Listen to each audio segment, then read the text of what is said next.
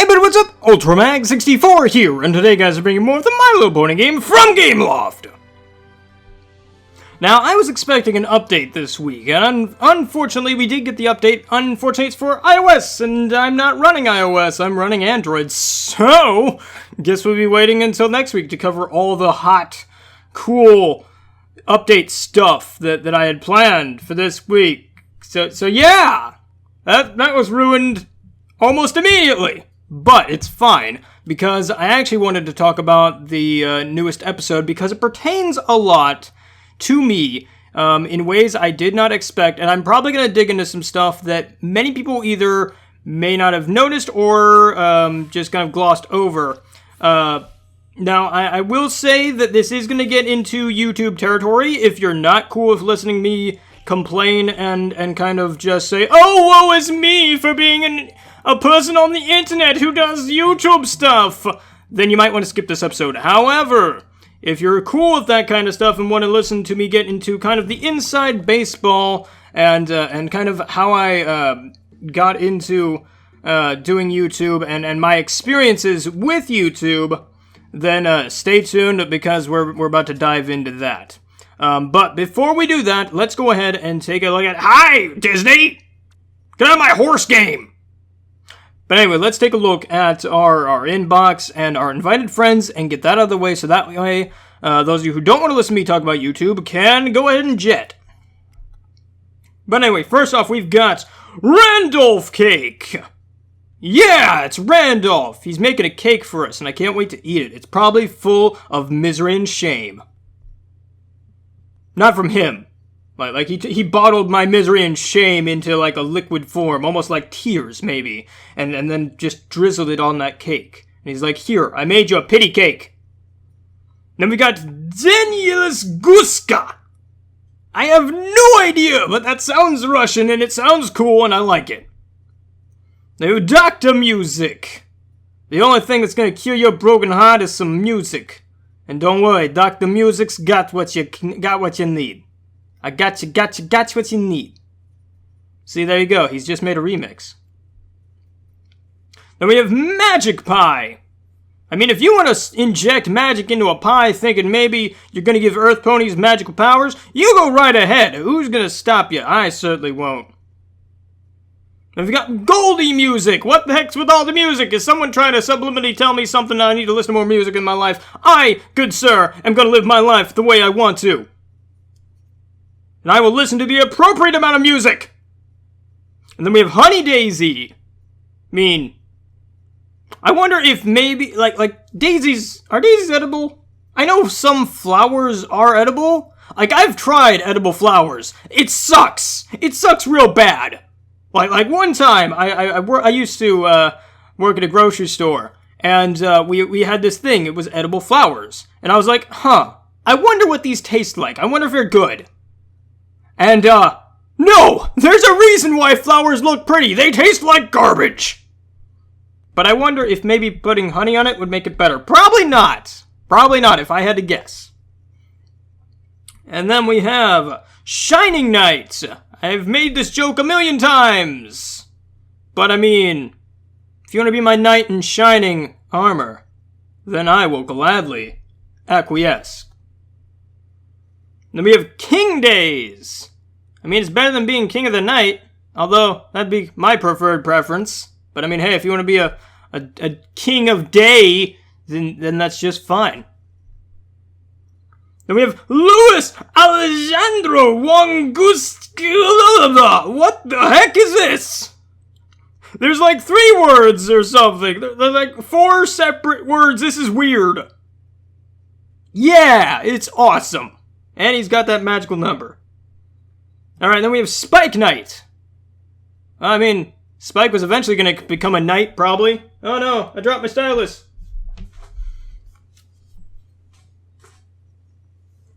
And then we have Sunset Pants. I mean, Sunset wears pants, right? Or does she wear that skirt thing? I swear she does wear pants. They all wear pants. Yeah, they all wear pants and really, really high boots. Yeah. I was like, wait a minute, does Sunset wear pants? Have we ever seen any of the girls without Like, are we ever gonna see them without some sort of skirt or something? Maybe like shorts or something? I imagine probably in the new movie, but whatever. We've got Peachy Night. Well, my night's just going peachy, even though it's not night. With blue music. I gotta admit, I do like listening to the blues sometimes. With King Daisy. Finally, we've come to the source of the daisies. I will usurp your throne and then murder all the daisies with your crown.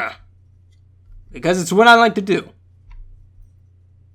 There's Sapphire Cookie, which, I don't know, I would imagine a sapphire cookie would not taste good. Did you actually know that sapphires aren't actually blue in nature? That's really kind of cool. I did not know that until I saw it on National Geographic. So yeah, learn something new every day. We have Honey Pie! Could you make a pie out of, what would you supplement the honey with? Because, you can't just make a pie out of liquid. So there's got to be some gelatinous solid in the middle of that. So like, what could you make just like a bread pie kind of thing? Like something? Probably not. I don't think this is a thing that we can do. I bet you could put honey on a pie. That'd be maybe good. Replace, those artificial sweeteners and stuff with some honey on top. There you go. We have ant cake. Pretty sure I've made this joke before. Have I made this joke before about the ant being a cake or the cake being an ant? I don't know. But anyway, what if we had a genetically altered super ant that was made of cake that we then had in little ant farms? Remember ant farms? Nobody seems to have any ant farms anymore. Like I remember having, I personally didn't have it. I always was a sea monkey type of guy. But, I remember ant farms being a thing back in, early 2000s, late 90s, and it's just gone. I'm like, what the heck's going on here? Why does nobody have an ant farm? Ant farms are cool! You get to watch ants scurry around and make little tunnels and stuff, and it's adorable. Not adorable when they, burst and fall over and then ants are all in your house, but, that's how you get ants. Jet Days! That's a new one, finally, something new. I'm gonna jet off into all the days of the week, and then we're gonna have more videos and stuff. Jet music! Well, this got old really fast. Okay, airline music is better than the music, or the movies that they play on airlines, so, there you go. We have Berry Night! I'm gonna start going through these because we're 10 minutes in and I still have to talk about the episodes. We're gonna start just ramming through these. We've got Derpy Star, sorry, not Derpy Days. Princess Pants, Emerald Cookie, Spike Daisy, Blue Days, Berry Pants, Happy Days, ha, that's a show. Dusty Cookie, Cocoa Pants, Main Pants, and Blossom Daisy. So thank you guys so much for adding me. I will proceed to add you later. So that way, we can get to doing the stuff I wanted to do. But first, we're gonna look at the invited players. These are the peeps who just decided, hey, guess what? This Magnus guy, he got me back in the game. Or, hey, I just wanted this guy Magnus to spotlight me, so I'm just gonna put him as say that he did. But I'm gonna assume the first one. Alright, so we've got... This is a long list. Where the heck is the new person? Here we go. Cherry Daisy. So thank you, Cherry Daisy, for doing that. Because now we've got more gems to do more stuff. But anyway, so this week's episode is the final episode before the big hiatus happens. Now granted, it's not a big hiatus. I said it was big, but that was a trick. That was a trick. I can't seem to... This giant party thing's in my way. No, I don't care! Gosh darn it! I can't! There are too many buttons! But anyway, so this week's episode came out, and again, it's the last episode before the short hiatus we're gonna have, kind of the mid-season hiatus, I suppose you could call it. And anyway, so it had Rarity and I almost said Applejack. Rarity and Pinkie Pie decide to go to Canterlot because we finally get to use the friendship map again, which is good. Because now we know, hey, the friendship map's still a thing, and it's still gonna be used. Awesome. Cool. Fantastic. Great to hear. But anyway, So they head to Canterlot, and they go and try these fancy restaurants. They're gross, they're garbage, they're just awful. And then they come across this little Indian-style restaurant. Sorry, my brain is not exactly recalling things the best of ways. And the dad and stuff, they like get this food, and it's really good. It was like, wow, this stuff's really good. And the dad's like, oh, what's it matter? It's not like it's not like we can get these reviews from this really cool high up influential horse lady. So it's not. I mean, our business is hemorrhaging, so I might as well start packing up shop. And this aspect really resonated with me, and I'll get into the other stuff as well later. This is not so much going to talk about the episode as just talking about my personal experiences. So, with that in mind, we're about to start talking about stuff. So, if you want to hear what I gotta say, that's fine. That's cool. I completely understand. But I'm going to talk about it now. So, you can go ahead and jet out if you don't want to listen. Anyway, so when I started YouTube, and this is kind of the big hump, and to some extent, it still is a thing. Regardless of how big you get, sometimes it just happens. Like it's happening right now to me personally, and it's very, it's making me question a lot of things. It goes back to kind of my, I'm not sure if I'd say paranoia, but my my self-esteem issues and overall just my whole like questioning if I'm doing, the stuff I should be doing or something. It's kind of hard for me to explain. But anyway, I'm going to try my best. So, getting back to the guy being like, what's the point? When I first started YouTube, I had a bit of a problem with views. I was obsessed with views to a fault, almost. Because I felt like if people aren't watching, then I can't, like they're not interested in this, so I need to stop it and need to move on to something else. That's why a lot of my earlier series just kind of stop. Like, for instance, Road Not Taken. That was a series or a game I really enjoyed. Granted, it got a little frustrating, which is kind of contributing factor as to why I stopped. But I stopped it also just because it was just like, I don't...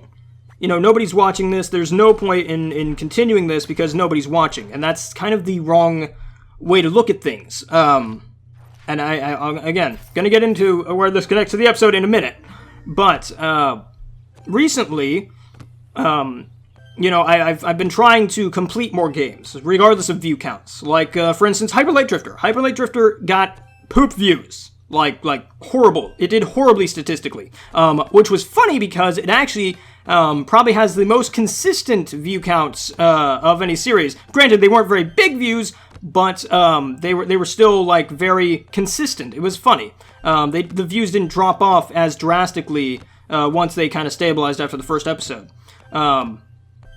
Which is kind of the thing that got stuck in my mind, was that, oh, the first episode did great, why aren't these other episodes doing great? And I for the longest time, I couldn't understand why. I finally understood why. It's because, people want to learn about the game, they want to see it, first, and then go off and choose to buy it or are not interested in it or whatever. Then also people watch the last episode because reasons? I don't know. They want to see how it ends, I guess. But anyway, this is the weirdest thing for me, and I just couldn't wrap my head around it. So I always stopped doing videos, and it eventually got to the point where I was like, what's the point in doing this? What's the point in continuing these darn videos and this darn series if nobody's watching? And that's kind of the wrong approach to take, because at the end of the day, I want to have fun.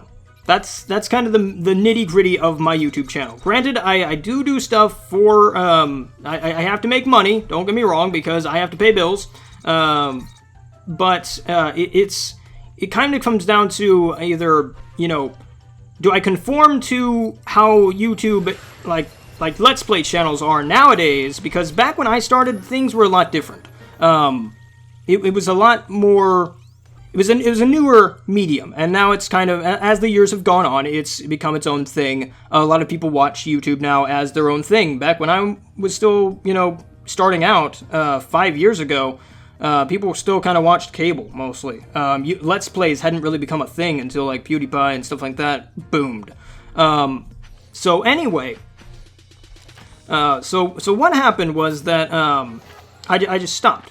And it took me until recently to be like, okay, so I need to fix this, because I can't keep doing that. I can't keep just stopping series even though I enjoy them. You know, that's the thing.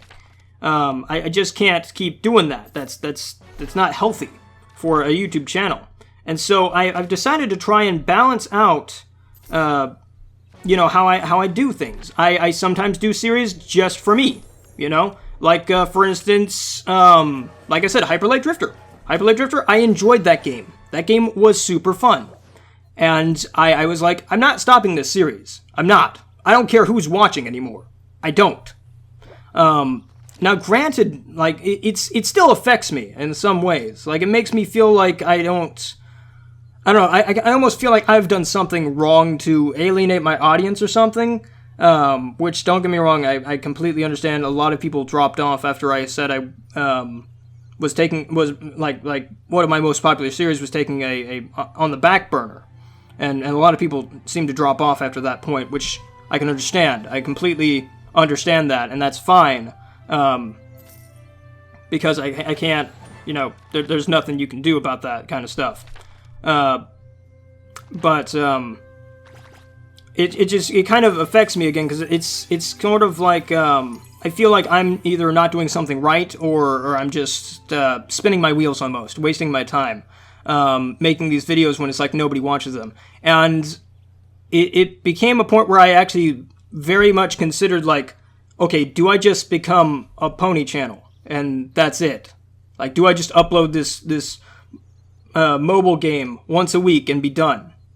You know, It was very, like, I was very much thinking that, because I just, it still rakes in the money, and it's how I make most of my money.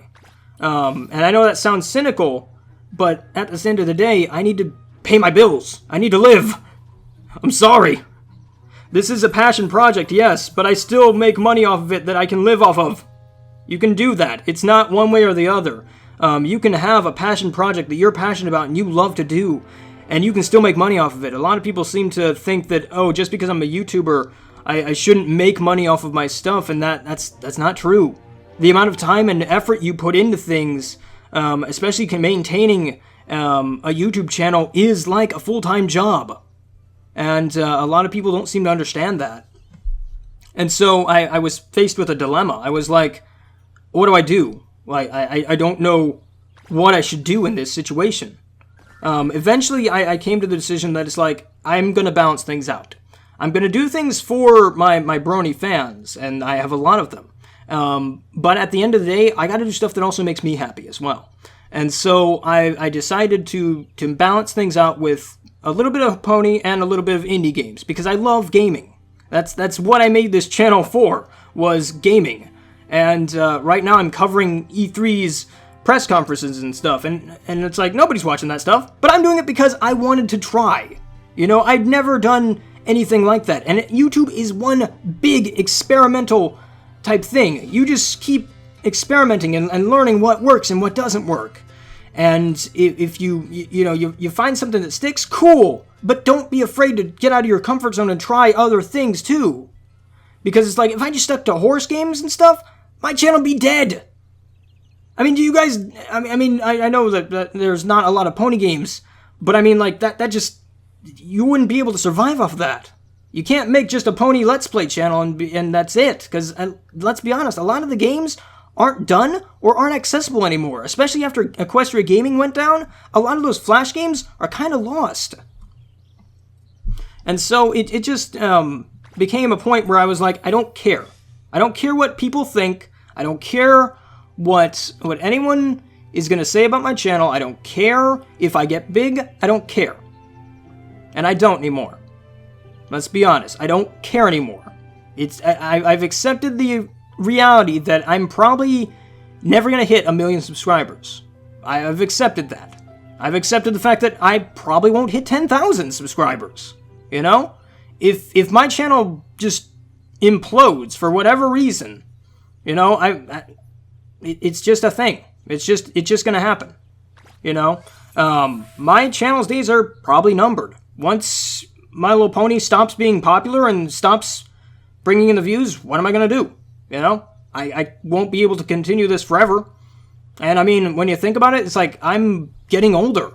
I'm, 24. Are people really going to want to watch me as like 30 still doing Let's Plays and stuff? I mean, I still do the pony stuff, but it's like, would people really want to watch that anymore? From like a 30-year-old man? Now, don't get me wrong, that's completely fine if people do that. I just don't think that my audience will care. I don't know. And that kind of, again, is just, I'm not saying, like, if you are a 30-something or 40-something or whatever, and you're doing Let's Plays, cool, do that. You've got it, you know? I just don't feel like I have either the comedy or the maybe talents or something that would allow me to continue to do it. Maybe I will find it one day. You never know. Maybe if I keep doing this thing long enough and I keep, learning and everything like that, I'll be able to be like, I can do this forever. But at the end of the day, it's like you're putting all your eggs in one basket. If YouTube were to go down the next day or tomorrow, what am I going to do? Go to another platform, I guess. But I start over from scratch. If I went to Dailymotion or something, I'd start over from zero again. Which is fine. I mean, it kind of gives you a chance to reinvigorate yourself and redefine your channel, but at the same time, people are still going to know who you are.